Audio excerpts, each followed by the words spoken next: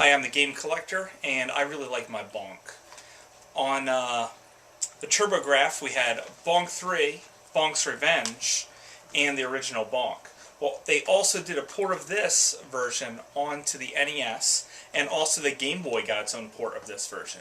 Also, the GameCube got its own port of this version too, that pretty much stayed in Japan. Then came Super Bonk for the Super Nintendo and the Super Famicom. Also pretty good games. But here's a game that most people don't realize is Bonks Revenge on the original Game Boy. Now, this game is not a sequel or a remake of Bonks Revenge on, say, the TurboGrafx. It's Bonks Revenge, its very own game with very own power-ups. So let's take a look at it now. So this is Bonk for the original Game Boy. Came out in 1994. Now you can see here I'm playing on the Super Nintendo, which adds a nice border around. Very colorful, really showing off what the Super Nintendo can do with a Game Boy cartridge. Also, there's a nice variety in the levels. If you're underwater, on a train, in outer space, in a space station, just blowing stuff up, it's pretty awesome. Bonk is really great. Also, when you're in outer space, there's a nice touch of the overall environment changing, like the physics of you jumping and everything else. In water, you move a little bit differently than you expect to. Pretty much all par for the course.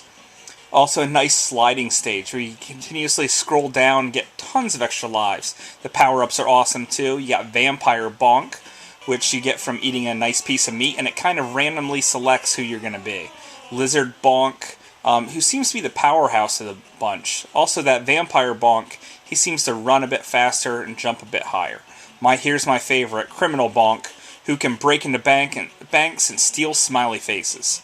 Gives you lots of one-ups being this guy, and every time you find a locked door, you want to be him because chances are there could be an extra life behind it, or maybe a bunch of different kinds of meats, and he's just great to have. I even like his evil grin as you unlock stuff. Also, you have your standard Invincibility, even though I only really saw it once in the game.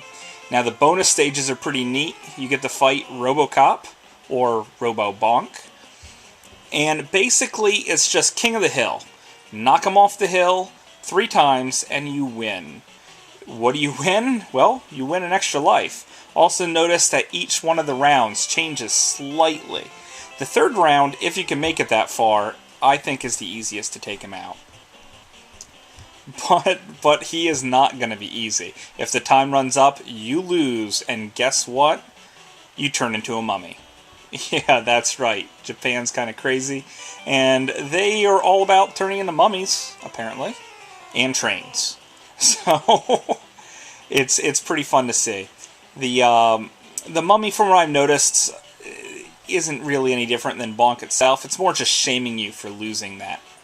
And pretty much the only way to get rid of him is just to die.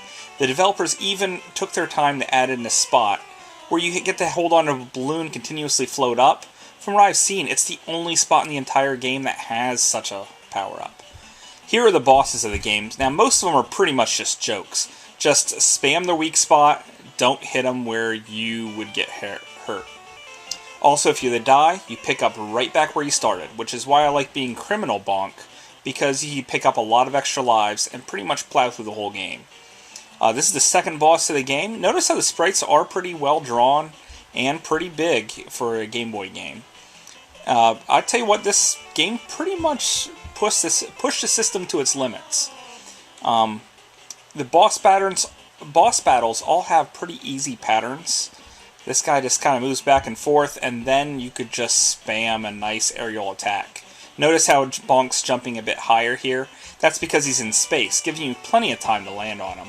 It's kind of a space dinosaur. I think that'd be kind of weird overall. Here's a samurai dinosaur, because Japan. And also goes down just as easy. This is me beating him here in real time. Very easy to take down. And he's dead. Just that fast. Even the Xenomorphs get into the action. And that's where I'm going to leave you here. I'm not going to give away the ending and the last boss of the game. But this is definitely a big difference from Bonks Revenge on the 16-bit TurboGrafx. It's very much its own game, so if you have a Bonk fix that's needed to be had, definitely check out Bonks Revenge.